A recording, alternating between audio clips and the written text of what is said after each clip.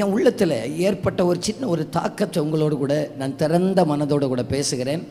இந்த நாட்களில் உண்டாகிற ஒரு பெரிய ஒரு பிரச்சனை என்ன தெரியுமா? நம்முடைய வாழ்க்கையில் உண்டாகிற ஒரு பெரிய ஒரு பிரச்சனை. எல்லோரும் என்ன பாருங்கள், நான் சொல்லுகிற நேரத்தில் நீங்கள் பைபிளை திறந்தால் போதும். பலருக்கு இன்னைக்கு இருக்கிற ஒரு எண்ணம் டிப்ரெஷன்.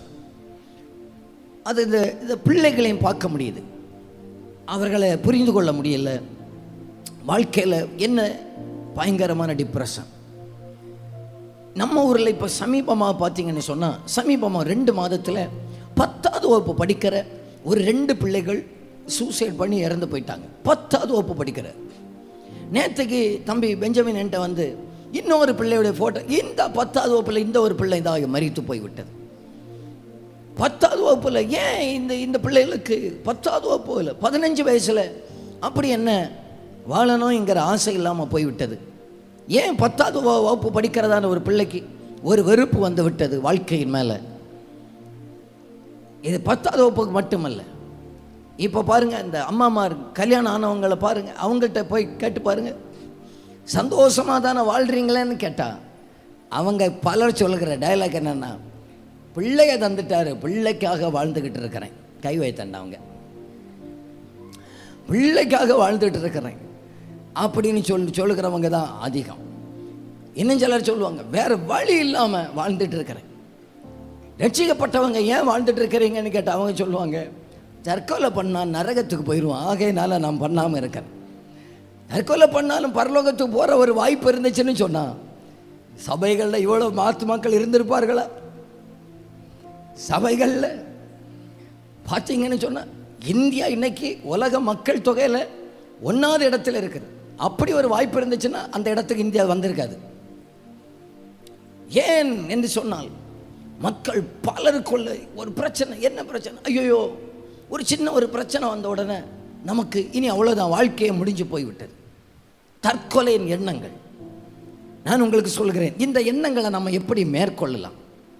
நான் உங்களுக்கு பெரிய பிரசங்கம் எல்லாம் இன்னைக்கு பண்ண விரும்பலை, கொஞ்சம் மனம் விட்டு உங்களோடு கூட பேச விரும்புகிறேன். தற்கொலை என்பது என் ஆண்டவர் அனுமதிக்கிறது அல்ல. தற்கொலை பண்ணுகிற ஒரு ஆத்துமா அது பரலோகத்துக்கு போகாது, பரலோகத்துக்கு போகாது. பைபிளில் சிலர் தற்கொலை பண்ணியிருக்கிறாங்க. தற்கொலை பண்ணது யார் என்று சொன்னால் யூதாஸ் ஆண்டவரோடு கூட இருந்தவர். அவன் என்றைக்கு அந்த தற்கொலையோட எண்ணம் ஒரு மனுஷனுக்கு அவனுக்கு வந்ததுன்னு சொன்னான், முதல்ல அவன் ஆண்டவரை விட்டு பணத்தை நேசித்தான். ஆகையினால அவனுடைய முடிவு அப்படியாக மாறிவிட்டது. 2வதாக ஆண்டவர் எவ்வளவோ அந்த மனுஷனை எச்சரித்தார், எவ்வளவோ எச்சரித்தார். ஆனாலும் எச்சரிப்புக்கு கீழ்ப்படியாததுனால அவனுடைய முடிவு அப்படியாக மாறிவிட்டது. என் அன்புக்குரியவர்களே, இந்த தற்கொலையுடைய காரியங்களை நான் எப்படி உங்களை அதை மேற்கொள் ஓவர்டேக் பண்ணுறது அப்படின்னு சொல்லிட்டு பைபிளிலிருந்து 1-2 காரியங்களை சொல்லுகிறேன். முதலாவதாக ஒரு சில வசனங்களை நம்ம வாசிங்க பார்க்கலாம். 139வது சங்கீதம். நான் அந்த கொஞ்ச நேரமே நான் அந்த வார்த்தையை சொன்னேன். 139வது சங்கீதம், அதனுடைய 16வது வசனம், 16வது வசனம். என் கருவை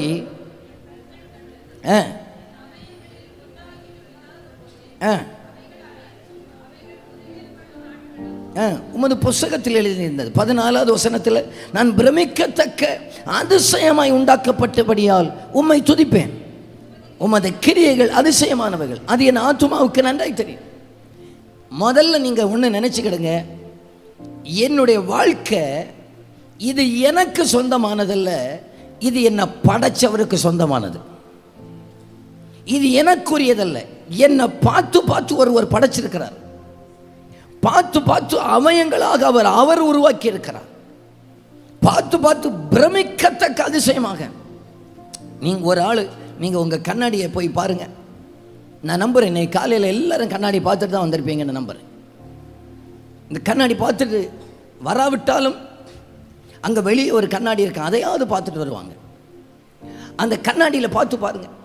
நீங்கள் உங்கள் முகத்தை கண்ணாடியில் பார்ப்பீங்கன்னா உங்களை மாதிரி யாருமே அழகானவங்க உலகத்தில் இருக்க மாட்டாங்க. நீங்கள் தான் உலகத்தில் அழகானவர்கள். கண்டிப்பாக. ஏன் அந்த எண்ணத்தை ஆண்டவர் நமக்கு வச்சிருக்கிறாருன்னா, என்ன ஆண்டவர் நல்லா தான் படைச்சிருக்கிறாரு. ஐயோ எனக்கு அது இல்லையே, எனக்கு இது இல்லையே.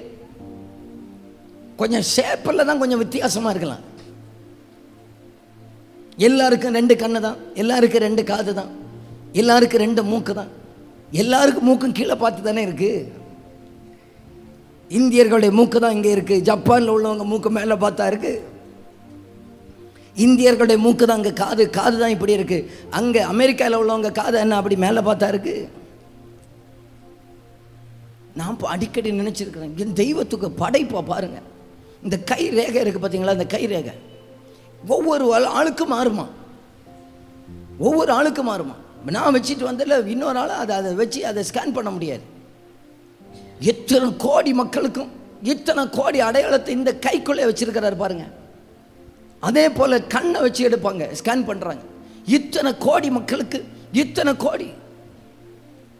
ஒரு பைக் 1000 பைக் ஒரே கம்பெனி ஒரே பைக்கு போட்டாங்கன்னா 1000 பைக்கும் ஒரே சாவியில் கொண்டு வர முடியுமான சந்தேகம் தான். பழைய சாவி இருக்கு இல்லையா, ஏதாவது ஒன்று இன்னொன்றுக்கு சிங்க் ஆகும். நாங்களே பார்த்துருக்குறோம். சமீபத்தில் ஒருத்தங்க இங்கே வந்தாங்க, நம்ம விசுவாசி தான். உற்சாக மிகுதியினால் என்ன பண்ணிட்டாங்கன்னு சொன்னால், சர்ச்சுக்கு வர அந்த வேகத்தில் ஸ்கூட்டரில் உள்ள டிக்கே திறந்தாங்க. டிக்கே திறந்து உள்ளே இருந்து பைபிள் எடுத்து சாவியை டிக்கிக்குள்ளே போட்டு பூட்டியாச்சு. இப்போ அந்த உற்சாகத்தில் இங்கே வந்தாச்சு. இங்கே வந்து பாடி முடிச்சு பிரசங்கம் தொடங்குற நேரத்திலேயாகும் சாவி இருக்குங்க. அங்கே வச்ச இடத்துல இருக்கான்னு அங்கே போய் பார்த்தா, பிறகுதான் தேடி தேடி பார்த்தா எங்களுக்கு தெரிஞ்சு போச்சு. இந்த ஆள் சகோதரி சிஸ்டர் மாதிரி தான் அதிகமாக செய்வாங்க. இதெல்லாம் உள்ளே போட்டு பூட்டியாச்சு. நாங்கள் எங்கள் வீட்டில் உள்ள வண்டிக்கு சாவியை கொண்டு போட்டாங்க, அதுக்கு திறந்தாச்சு. அது வேற வண்டி, இது வேற வண்டி. ஒரு வண்டி அவங்களால அதை சரியாக கரெக்டாக சிங்க் பண்ண முடியலை. ஆனால் என் தெய்வத்துடைய படைப்பை பாருங்க, வித்தியாசமாக ரேகையை இது இவ்வளோ இடத்துக்குள்ள ஆண்டவர் வச்சிருக்கிறாருங்க. நீங்கள் சொன்னீங்க நினைங்க, என்னை கர்த்தரே படைச்சிருக்கிறாருங்க. என்னை பிரமிப்பாக கர்த்தரே உண்டாக்கி இருக்கிறாருங்க. என்னை உண்டாக்கினவர் எனக்காக ஒரு நாளை குறித்திருக்கிறார்.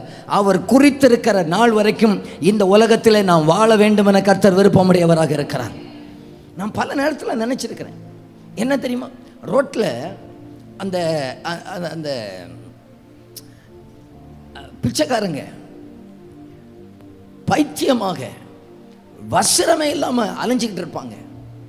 ஒரு சகோதரி ஒரு ஹோட்டலில் உள்ள சாப்பாடெல்லாம் ஒரு இடத்துல கொண்டு போய் தட்டி போட்டிருக்கிறாங்க.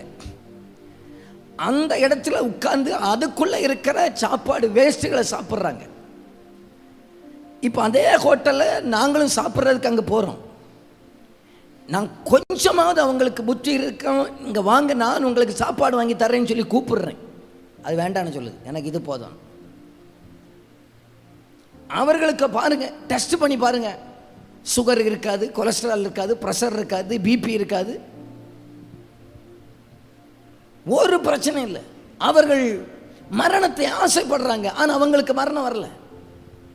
இன்னொரு பக்கத்தில் நல்ல சுகமா 1க்கு 2 நேரம் குளிச்சு 2க்கு 3 நேரம் பல்லு தேய்ச்சி சுகமா பார்த்து பார்த்து பார்த்து நம்முடைய சரீரத்தை பார்த்து அந்த சாப்பாடு செட் ஆகாது, இந்த சாப்பாடு செட் ஆகாது அப்படின்னு மாற்றி மாற்றி வச்ச நம்ம உட்காந்து டெஸ்ட் பண்ணி பாருங்க, நமக்கு பிபி, கொலஸ்ட்ராலு, சுகரு, ப்ரெஷரு, லோவுக்கு லோ, ஹைக்கு ஹை எல்லாம் உண்டு.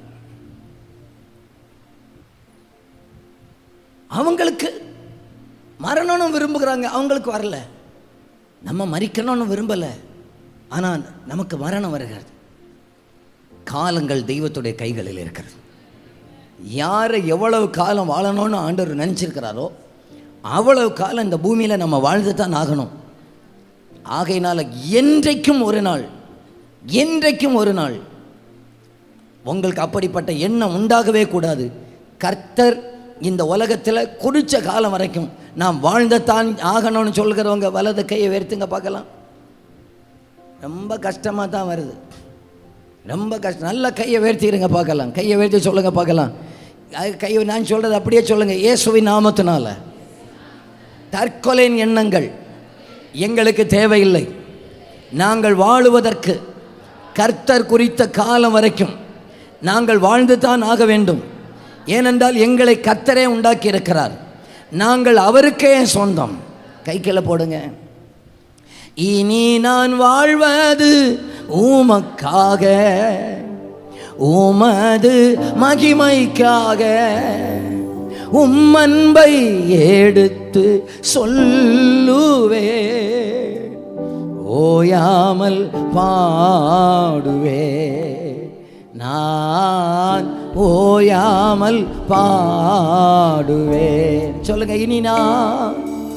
இனி நான் வாழ்வது உமக்காக, உமது மகிமைக்காக,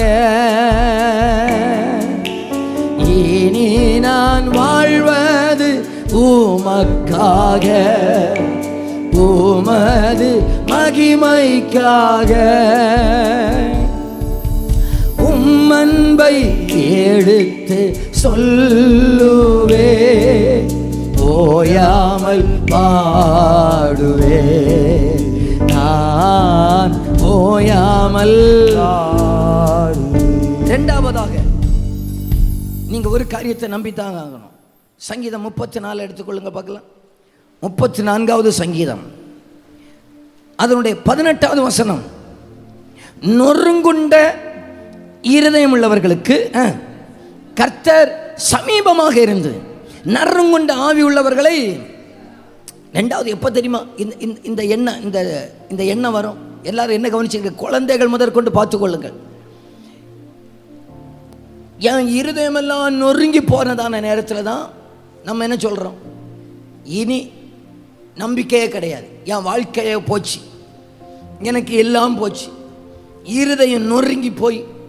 அப்போ தான் சாத்தான் வந்து சொல்லுவான், இங்கே பாரு, இனி அவ்வளோதான், இனி உனக்கு எல்லா நம்பிக்கையும் தகர்ந்தாச்சு, நீ நம்பினவர்கள் எல்லாரும் கைவிட்டாச்சு, உன்னோட நம்பிக்கை எல்லாம் மட்டு போயாச்சு, இனி நீ என்ன பண்ணுன்னு சொன்னால் யோசி. நேராக தனியாக போய் ஃபேன் உண்டான்னு பாரு. பல விதத்தில், வேறு என்னெல்லாம் விதத்தில் முயற்சி பண்ணோம்.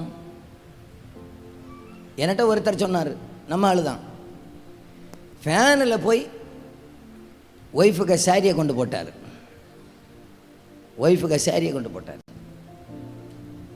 ஆண்டவருடைய அவர் மேலே வச்ச அன்புனால கழுத்தில் சுற்றுறதுக்கு நான் ரெடி ஆகிறதான நேரத்தில் அவருடைய சின்ன கோயிலில் போய் அப்பா கூப்பிட மனசு மாறி கீழே இறங்கி வந்துட்டார். ரொம்ப நொறுங்கொண்டே இருந்து அப்போ தான் பிசாசு சொல்லுவான், நீ அதை செய், இதை செய், அப்படி செய், இப்படி செய். நீங்கள் இப்பொழுது நம்புங்கள், ரொம்ப நொறுங்கி போகிறதான நேரத்தில் என்னை தூண்டுகிற சாத்தானுக்கு இடம் கொடுக்க மாட்டேன். நொறுங்குண்ட இருதயம் உள்ளவர்களுக்கு கர்த்தர் சமீபமாக இருக்கிறார். அந்த நேரத்தில் அப்பான்னு சொல்லி கூப்பிட்டு பாருங்க, உடனடியாக பதில் கொடுக்க அவர் வல்லவராக இருக்கிறார்.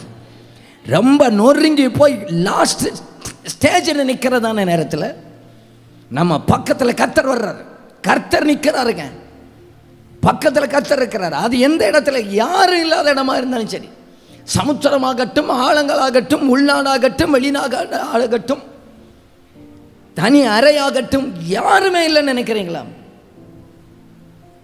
அங்கே கர்த்தர் நிற்கிறார், அங்கே கர்த்தர் நிற்கிறார். ஆமேன் சொல்லுங்க பார்க்கலாம். ஆமேன். நம்பர் 3, பிலிப்பியர் 4வது அதிகாரம் 13வது வசனத்தில் பவுல் சொல்லுகிறார், என்னை பலப்படுத்துகிற கிறிஸ்துவினாலே எல்லாவற்றையும் செய்ய எனக்கு பலன் உண்டு. இந்த வார்த்தையை நீங்க அறிக்கையிடுங்க. இந்த டிஸ்பிளேல அந்த வசனத்தை போடுவாங்க. நீங்க எல்லாரும் அந்த வசனத்தை சத்தத்தை உயர்த்தி உங்க வலது கையை உங்க மார்பில் வைத்து நீங்க எல்லாரும் சொல்ல போறீங்க. பிள்ளைகள் முதற்கொண்டு, டேய் கை கொண்டு வந்தீங்களா? மார்பு உண்டா உங்களுக்கு? கை வை. அந்த டிஸ்பிளே பார்த்து சத்தமாக வாசிங்க. எல்லாரும் சொல்லுங்க பார்க்கலாம். என்னை பலப்படுத்துகிற கிறிஸ்துவினாலே எல்லாவற்றையும் செய்ய எனக்கு, இன்னும் சொல்லுங்க பார்க்கலாம், இன்னும் சொல்லுங்க பார்க்கலாம். என்னை பலப்படுத்துகிற கிறிஸ்துவினாலே எல்லாவற்றையும் செய்ய. அப்போ இதில் இருந்து நம்ம அறிந்து கொள்ள வேண்டிய ஒரு காரியம் என்னவென்றால், எனக்கு எல்லாமே முடிந்தது, பலன் அற்று போனது என்கிறதான நேரத்தில் என்னை பலப்படுத்துகிற ஒரு கர்த்தர் ஒருவர் எனக்காக இருக்கிறார். சொல்லுங்க பார்க்கலாம். என்னை பலப்படுத்துகிற ஒரு கர்த்தர் எனக்காக இருக்கிறார். எந்த எந்த எல்லையிலிருந்தும் என்னை தூக்கி எடுக்க அவர் வல்லவராக இருக்கிறார்.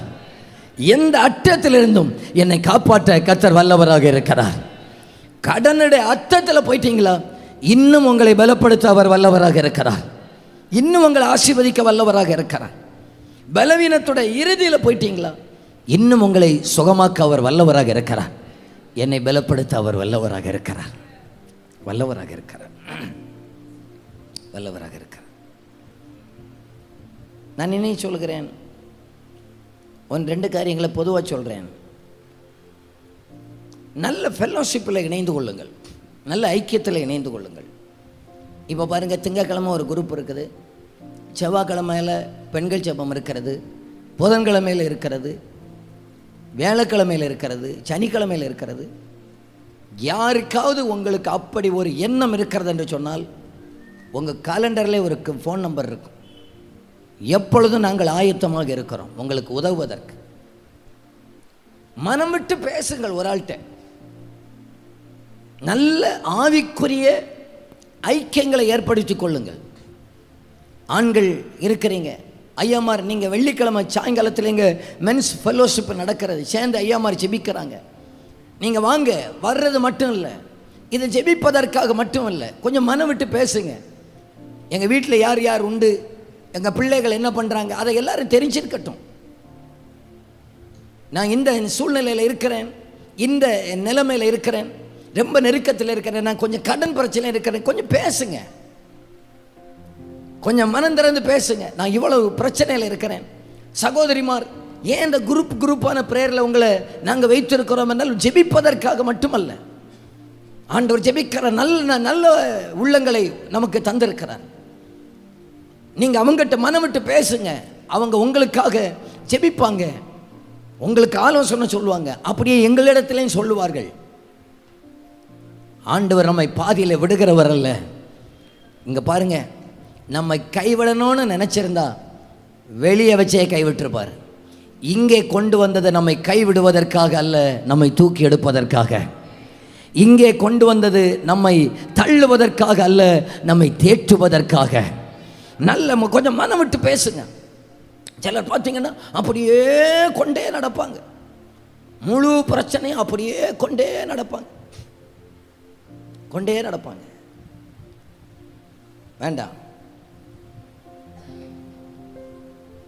ஐந்தாவதாக, உங்களை மறிக்கணும்னு என்ன வந்தேன்னா, இப்படிப்பட்ட எண்ணம் வரட்டும். நான் மறிக்கணும், இயேசுவுக்காக மறிக்கணுங்கிற எண்ணம் வரட்டும். சில ஆண்டுகளுக்கு முன்பாக, என்னுடைய திருமணத்துக்கெல்லாம் முன்னால், அந்த பையனுக்கு பேர் வரைக்கும் எனக்கு இப்போ ஞாபகம் இருக்குது. இங்கே ஒரு பையன், நான் புதுக்கோட்டையில் இருக்கிறேன். இங்கே ஒரு பையன் வீட்டில் பயங்கர பிரச்சனை. ஒரு பொண்ணை நேசித்து அந்த பொண்ணு இவனை கைவிட்டு, அந்த பொண்ணு வேறொரு பையனோடு கூட திருமணமாக, இவன் இருக்க மாட்டான். வீட்டை ஒரே மிரட்டிக்கிட்டே இருக்கிறான். நான் செத்துருவேன், நீ என்னை காண மாட்டாய், நீ என்னை காணும். தாயாரை போட்டு மிரட்டி கடைசியாக பார்த்தீங்கன்னா, இந்த அம்மாவுக்கு எங்கேயுமே போக முடியாது, வேலைக்கு போக முடியாது. அவங்க பாஸ்டர்கிட்ட பேசினாங்க. பாஸ்டர் நேர இவனுக்கு ஏற்ற ஒரு ஆள் இருக்கிறாருன்னு சொல்லி டிக்கெட்டு போட்டு என்னட்ட அனுப்பி வச்சுட்டார். அங்கே புதுக்கோட்டையில் பாஸ்டர் ஒரு ஆளை உங்களை அனுப்பி வைக்கிறேன், நீங்கள் பார்த்துக்கிடுங்கன்னு. சரின்னு சொல்லிட்டு அவன் வந்தான். அங்கே வந்து என்ன மிரட்டுறான். இப்போ அங்கே வந்து என்ன மிரட்டுறான், நான் எனக்கு சமாதானம், அவன் சொல்லுவான், எனக்கு ராத்திரி எல்லாம் தூக்கமே வரல. நானே 2 மணிக்கு குறைஞ்சி தூங்குற ஆள் கிடையாது. இவன் 10 மணிக்கே இழுத்து முடிட்டு கிடந்து கொரட்டை விட்டு தூங்குவான். எழும்பி காலையில் சொல்லுவாங்க, நான் தூக்கவே இல்லைன்னு சொல்லிட்டு. எனக்கு வழக்கு மாத்தாலே 2 கொடுக்கணும்னு தோணும். காலையில் எழும்பி சொல்லுவான், பாஸ்டர் என்னால் முடியல பாஸ்டர். ஒரு நாள் பாஸ்டர்னு கூப்பிடுவான், ஒரு நாள் அண்ணன்னு கூப்பிடுவான். என்னால் முடியலை அண்ணன். நான் எனக்கு இப்போ ஒரு பக்கத்தில் மனசில் உள்ள ஒரு பதட்டமும் உண்டு. மற்றவங்க பிறகு அங்கே போய் தூங்கிட்டேன்னு சொல்லி வந்துடுவேன். நான் ஒரு நாள் சின்ன ஒரு டெஸ்டிங் வச்சேன். ஏன்னா நாங்கள் தங்கியிருந்த ரூமுக்கு ஒரு 3 கிலோமீட்டர் அந்த பக்கத்தில் ஒரு கிராமம் உண்டு. பயங்கர பிரச்சனை. அந்த கிராமத்துக்கு என்ட்ரன்ஸில் எழுதியிருப்பார்கள், வேற்று மதத்தவர் இங்கே பிரச்சாரம் பண்ணுவதற்கு தடை விதிக்கப்பட்டுள்ளது. கிறிஸ்தவர்கள் உள்ளே போனாலே நீ எதற்கு வாரான்னு கேட்பா, அடித்து போடுவான். நான் சொன்னேன், காலையில் எழும்பி குளிச்சு எல்லாம் ரெடியான பிறகு கொஞ்சம் கைப்பறதி எடுத்து கையில் கொடுத்து சொன்னேன், பிள்ளைக்கு சாக தானே செய்யணும், நீயா சாகண்டாம், அந்த ஊருக்கு வாசலில் இறக்கி விடுவேன். ஊருக்குள்ளே எல்லாருக்கும் கைப்பறதி கொடுத்து ஏசு நல்லவர்னு மட்டும் சொல்லு, நீ சாகண்டாம், அவனே உன்னை கொல்லுவான்.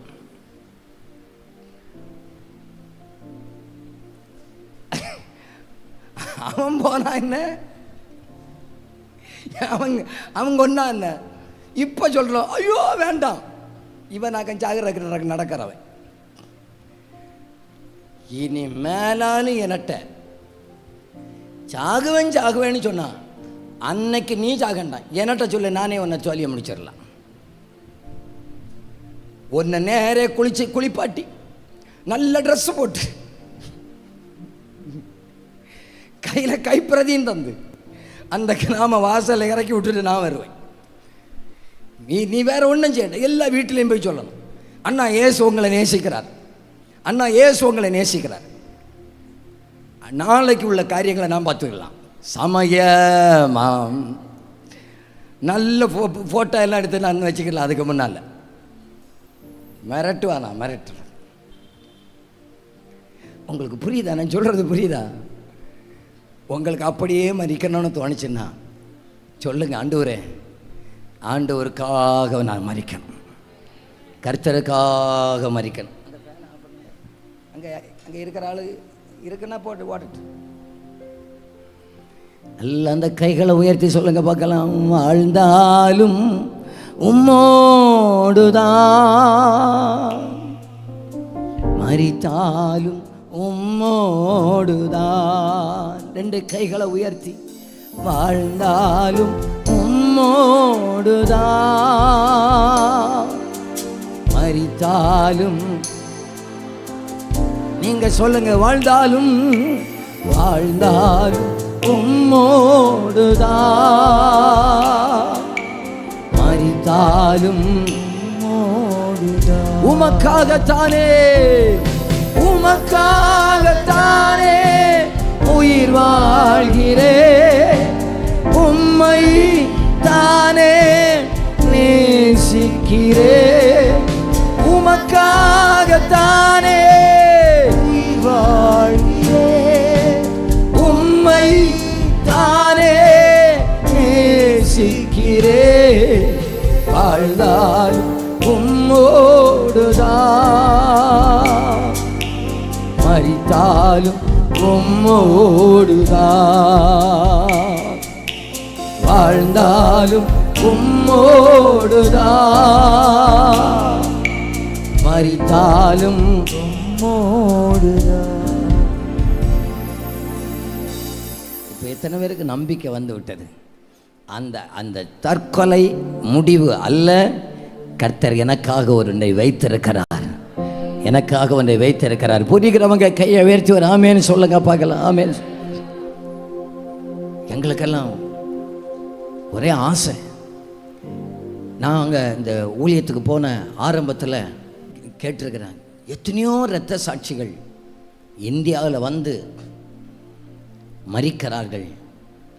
இந்தியாவில் இந்த தலைமுறையில் இரத்த சாட்சிகள் எழும்பினாதான் இந்திய தேசம் அசைக்கப்படும்னு சொன்னால், நாங்கள் அதற்கு எங்களை அர்ப்பணிக்கிறோம் ஆண்டவரே, அதற்கு எங்களை அர்ப்பணிக்கிறோம் ஆண்டவரே. நாங்கள் கர்த்தருக்காய் வாழுவதற்கும் மரிப்பதற்குமாக தான் நாங்கள் இந்த வங்கி வந்திருக்கிறோம் ஊழியத்துக்காக. கர்த்தர் எங்களை அதற்காக பயன்படுத்துவீராக ஆண்டவரே. கோதுமை மணியை போல நாங்கள் விழுந்தாலும் விழுகிறோம். எப்படியாவது தேசம் இயேசுவுக்கு சொந்தமாக மாறுவதாக. உயிரை தந்தது அவர், வாழ வைத்தது அவர். அவருக்காக வாழணும், அவருக்காக செயல்படணும், அவருக்காக செயல்படணும்.